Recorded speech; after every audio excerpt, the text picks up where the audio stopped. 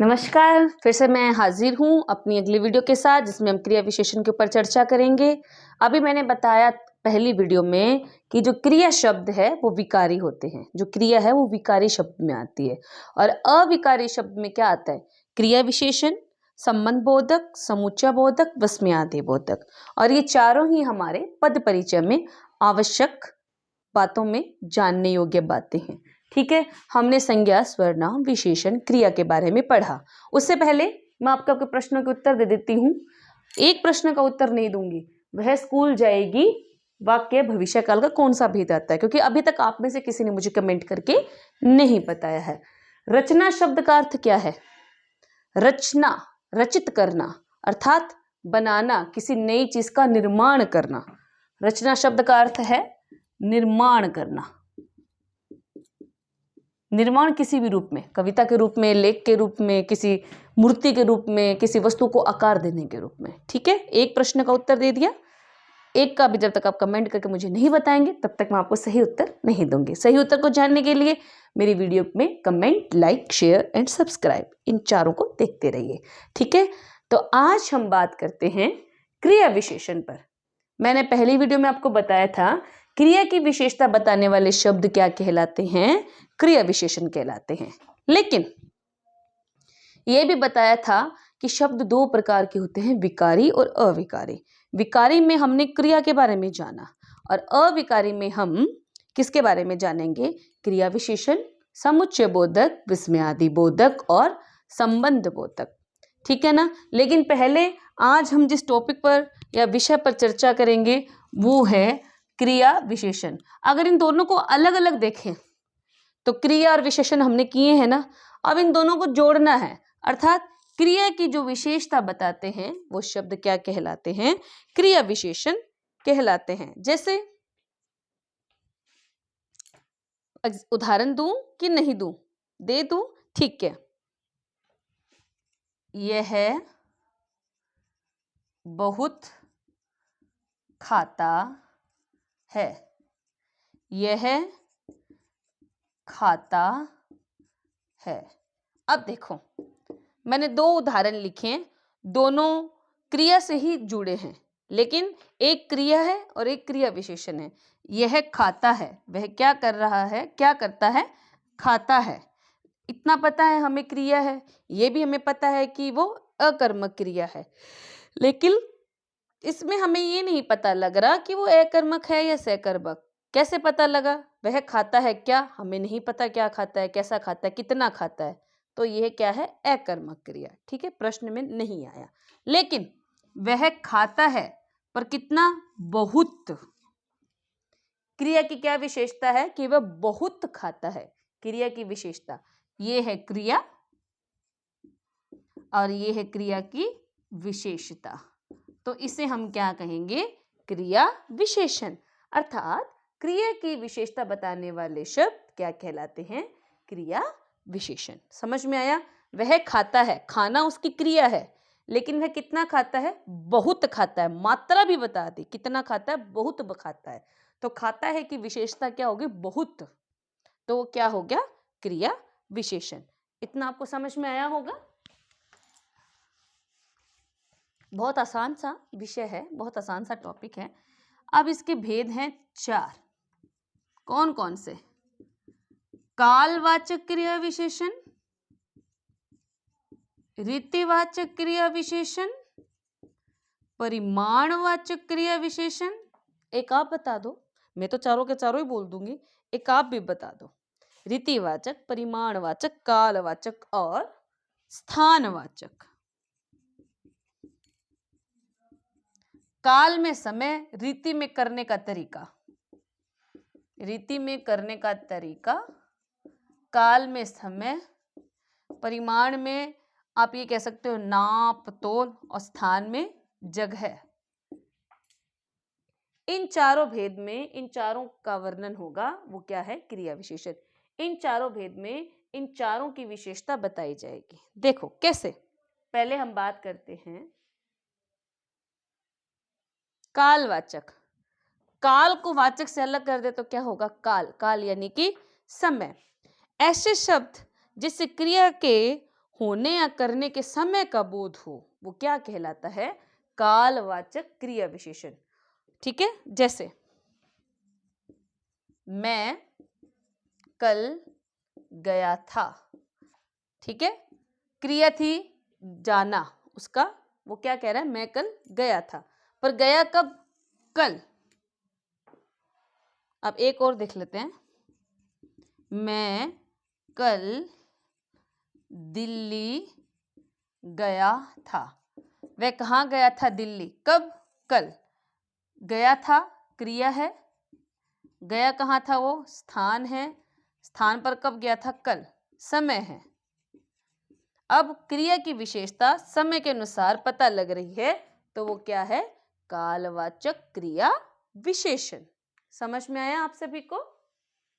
कालवाचक क्रिया विशेषण का एक और उदाहरण करें। पिताजी अभी पढ़ रहे हैं। पढ़ रहे हैं क्या है? क्रिया, लेकिन उनके पढ़ने का समय क्या है? अभी पढ़ रहे हैं, तो क्या हो गया? क्रिया विशेषण, लेकिन कौन सी? कालवाचक। अर्थात वे शब्द जिनके द्वारा क्रिया की विशेषता समय के अनुसार पता लगती है, कालवाचक क्रिया विशेषण कहलाते हैं। समझ में आया? बहुत आसान है, नहीं आने पर कमेंट करके बताएं। इसके बाद देखिए स्थानवाचक। स्थान का मतलब जगह, प्लेस। स्थान का मतलब क्या हुआ? जगह, प्लेस। क्रिया विशेषण जिन शब्द से क्रिया के होने के स्थान के बारे में पता चले, वो क्या कहलाते हैं? स्थानवाचक क्रिया विशेषण। अब आप पूछेंगे कैसे?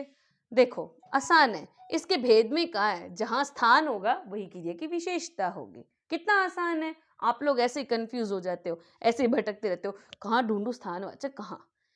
वो खुद ही कह रहे हैं मैं स्थानवाचक हूँ, वाक्य खुद ही बता देगा। देखो ये स्थान है, ये क्रिया की स्थान के अनुसार विशेषता बता रहा है, तो ये कौन सा हुआ? स्थानवाचक क्रिया विशेषण। उदाहरण देखिए,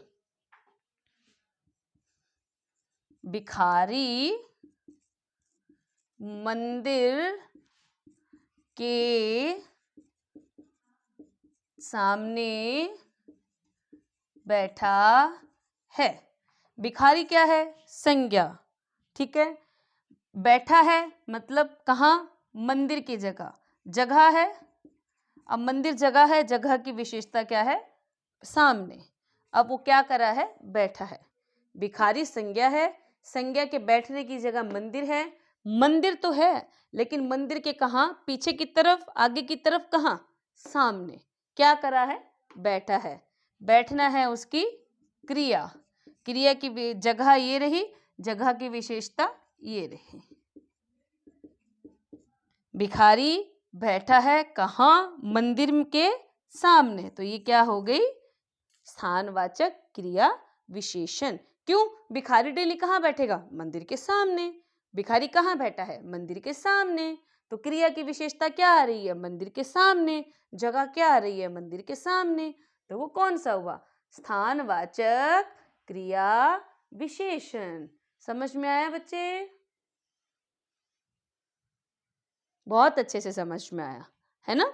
समझ में आना ही चाहिए, क्यों नहीं आना चाहिए? इतना आसान तरीके से तो हम पढ़ रहे हैं, तो आसानी से तो आएंगे ही। अब देखिए अगला है परिमाण वाचक। वाचक का मतलब होता है जो शब्द बताते हैं, ठीक है। वाचक का अर्थ क्या है? जो शब्द बोलते हैं, बताते हैं, अर्थात अर्थ प्रकट करते हैं, ठीक है। अब देखो, जब क्रिया विशेषण शब्द के किसी क्रिया के नाप तोल आदि का बोध हो, हमने विशेषण किया था ना। अब विशेषण में क्या था? नाप तोल की विशेषता बताते थे ना। तो अब उन्हीं क्रिया शब्दों के नाप तोल के अनुसार जब विशेषता पता लगेगी, तो वो क्या होगा? परिमाणवाचक। उदाहरण देखिए, एक बहुत ही प्रसिद्ध कहावत, प्रोवर्ब कह सकते हो। ब्रेक के लिए क्षमा चाहती हूं। चलिए हम कहाँ थे? परिमाणवाचक क्रिया विशेषण पर। क्रिया विशेषण का तीसरा भेद। जो क्रिया विशेषण शब्द अपने शब्दों से क्रिया की विशेषता मात्रा के अनुसार, नाप तोल के अनुसार बताते हैं, वो परिमाणवाचक क्रिया विशेषण कहलाते हैं। उदाहरण देखिए, बहुत ही प्रसिद्ध कहावत है, प्रोवर्ब है, बूंद बूंद से सागर भरता है। अब भरता है, इसमें क्या है? क्रिया है, ठीक है। भरता क्या है? सागर, संज्ञा के रूप में। तो संज्ञा की क्रिया हमने बता दी, लेकिन क्रिया की विशेषता क्या है? कैसे भरता है? बूंद बूंद से। अब बूंद बूंद को नाप सकते हैं? नहीं, सिर्फ अंदाजा लगा सकते हैं। अब एक बाल्टी में कितनी बूंद भरी हमें नहीं पता, लेकिन क्रिया की विशेषता क्या है? बूंद बूंद से भरता है। क्या? सागर। संज्ञा किससे भरती है? बूंद बूंद से भरती है, उसकी क्या है? क्रिया है। तो क्या कहलाएंगे? परिमाणवाचक क्रिया विशेषण। एक और उदाहरण देखें,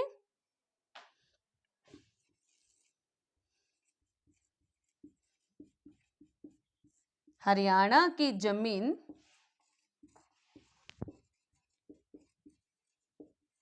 अधिक उपजाऊ है। उपजाऊ है क्या है? जमीन कहाँ की? हरियाणा की, लेकिन उस जगह की विशेषता क्या है? अधिक उपजाऊ है। मतलब और राज्यों से भी अधिक हो सकती है, वहां के किसी एक छोटे शहर से अधिक हो सकती है, लेकिन है तो अधिक उपजाऊ ना। तो ये उसकी मात्रा हुई ना, मात्रा हुई ना।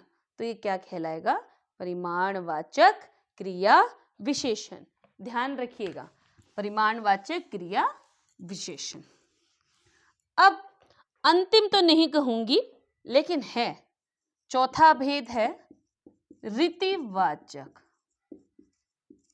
जिसमें कार्य करने के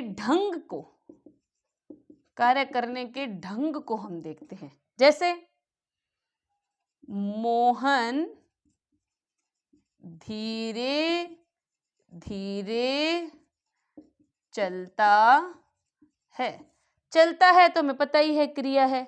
मोहन क्या करता है? चलता है। पर कैसे चलता है? धीरे धीरे। चलने की विशेषता क्या हुई? धीरे धीरे। संज्ञा के चलने की विशेषता क्या हुई? धीरे धीरे। तो ये चलने का ढंग बता रहा है ना उसके। तो जो शब्द क्रिया की विशेषता बताते वक्त उसके कार्य करने के ढंग को प्रदर्शित करें, रीतिवाचक क्रिया विशेषण कहलाते हैं। समझ में आए? ठीक है, एक और उदाहरण देख लेते हैं हम। घोड़ा तेज दौड़ता है। घोड़ा संज्ञा दौड़ती है, लेकिन कैसे दौड़ता है? तेज। तो उसके दौड़ने की क्रिया कैसी है? तेज। अब वो तेज तेज दौड़ता है। अब क्रिया की विशेषता क्या हो गई? वो तेज तेज दौड़ता है। तो वो क्या होगा? रीतिवाचक क्रिया विशेषण। देखिए, क्रिया के बारे में जाना, क्रिया विशेषण के बारे में जाना, दोनों ही जो विषय हैं एक दूसरे से जुड़े हैं। अब पूरी व्याकरण ऐसी ही है। कैसे? कि एक विषय को शुरू करते हो तो उसके साथ साथ अलग अलग और अनेक विषय जुड़ जाते हैं, और सभी आपस में जुड़े हुए हैं एक दूसरे के बिना। कहते हैं ना, संगठन में शक्ति है। तो इनके संगठन के बिना हमारे वाक्य, हमारी कहानियां, कविताएं, लेख सब अधूरे हैं। और इनके संगठन को अगर हम अच्छे से अपने अध्ययन में लाते हैं, सीख लेते हैं, तो हम बहुत कुछ लिख सकते हैं, पढ़ सकते हैं, सुन सकते हैं, दूसरों को समझा सकते हैं। और सबसे बड़ी बात, लिखने की कला और बोलने की कला हमें भाषा से ही आती है। और जिसकी भाषा सुदृढ़ है वो बहुत प्यारा बोल भी सकता है। कहते हैं ना, गागर में सागर भरना, शब्द ही बताते हैं। तो इन्हीं शब्दों को जानने, समझने, पढ़ने के लिए, अपनी लेखनी और बोलने को सुधारने के लिए एक अच्छा वक्ता बनना भी आवश्यक है, एक अच्छा श्रोता बनना भी आवश्यक है। लेकिन इन सब चीज़ों को अपने अंदर धारण करने के लिए सबसे अच्छा है श्रोता बनो, सुनने वाला बनो। जितना ज़्यादा सुनोगे उतना ज़्यादा सीखोगे, उतना अच्छा बोल पाओगे, उतनी ही लेखनी भी सुदृढ़ होगी। मैं रेणु जैन मिलती हूँ अपने पद परिचय के अगले टॉपिक और विषय के साथ। धन्यवाद। तब तक आप मेरी वीडियो को लाइक कीजिए, कमेंट कीजिए, शेयर कीजिए, मेरे द्वारा पूछे गए प्रश्नों के उत्तर देते रहिए। आपके मन में यदि कोई संभावना है, प्रश्न है, तो वो भी मुझे कमेंट के जरिए लिख भेजिए। जो मेरे सभी प्रश्नों के सही उत्तर देगा उसे हम हिंदी व्यक्तित्व के नाम से यहाँ सम्मानित करेंगे, पुरस्कृत करेंगे और हमारे मंच नॉकआउट एजुकेशन पर आने का मौका देंगे। तब तक मुझसे जुड़े रहिए, संसार से जुड़े रहिए, नई नई चीज़ें सीखिए, दूसरों को सिखाइए। धन्यवाद।